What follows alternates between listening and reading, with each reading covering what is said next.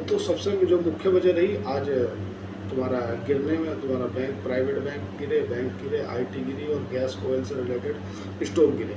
कारण सबसे बड़ा है कि जो तनाव बढ़ रहा है दक्षिण एशिया में, भी तनाव बढ़ रहा है और जो ब्लैक सी है, ब्लैक सी के रास्ता बाधित होने से इस बार गेहूँ की जो कीमत है वो रेट बढ़ गए हैं। कारण है कि ब्लैक सी जो रूस और यूक्रेन का युद्ध छिड़ रहा है, उस युद्ध के छिड़ने से तो वहाँ ब्लैक सी का रास्ता बाधित हो रहा है, जो कि सबसे ज़्यादा फूड के जो तुम्हारा गेहूँ और चावल है वो एशिया और पश्चिम एशिया, एशिया और यूरोप को जोड़ता है, तो इसलिए बाधित है।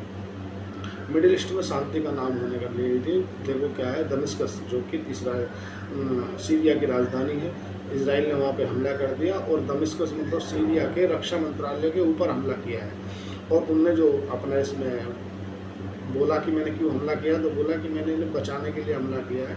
समस्याएं कहाँ उलझी है, समस्या उलझी है उनके बॉर्डर को लेकर के। सीरिया और इजराइल के बॉर्डर को बीच के तनाव को देखते हुए दोनों में झगड़ा हो गया और इजराइल ने सीरिया के जो रक्षा मंत्रालय है दमिश्कस उनकी राजधानी में, उसी पर हमला कर दिया। मतलब आप समझ रहे हो कि किसी देश के राजधानी के अंदर एक मंत्रालय होते हैं, जैसे रेलवे मंत्रालय है, रक्षा मंत्रालय है, विदेश मंत्रालय है, ऐसे उनने कहा किया इसराइल के रक्षा मंत्रालय पर हमला किया है इसराइल ने सीरिया दमिश्कस में, वो भी टॉप राजधानी में। तो हालांकि इस पर प्रतिक्रिया डोनाल्ड ट्रंप की आ गई है। डोनाल्ड ट्रंप ने बोला मैं बोल दिया हूँ, सब मामला सॉर्ट आउट करो, झगड़ा नहीं करना। लेकिन डोनाल्ड ट्रंप की बात वैसे भी कोई मानता तो है नहीं, ना तो पुतिन मान रहे हैं और ना इजराइल ने माना।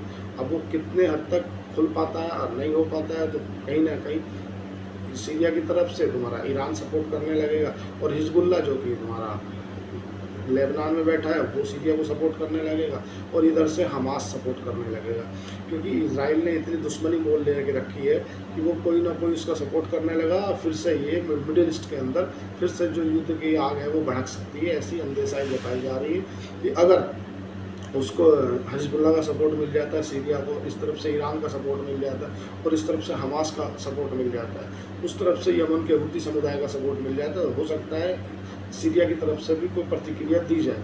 लेकिन अभी जो अमेरिका के डोनाल्ड ट्रंप है उन्होंने ये बोला है कि भाई झगड़ा नहीं करो, मैं बोल रहा हूँ मुझे शांति पुरस्कार लेने दोगे क्या? नहीं, मैं जब भी शांति पुरस्कार के बारे में सोचता हूँ तो कहीं ना कहीं कोई खोबा खड़ा कर देता है।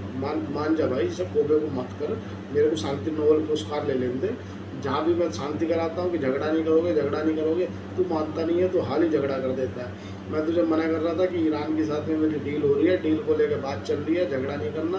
तूने उठा कर सबसे पहली फुर्सत में इसराइल ने उस पर हमला कर दिया, ईरान पर। अब हमला कर दिया तो जैसे तैसे उसका जो रायता है वो समेटा।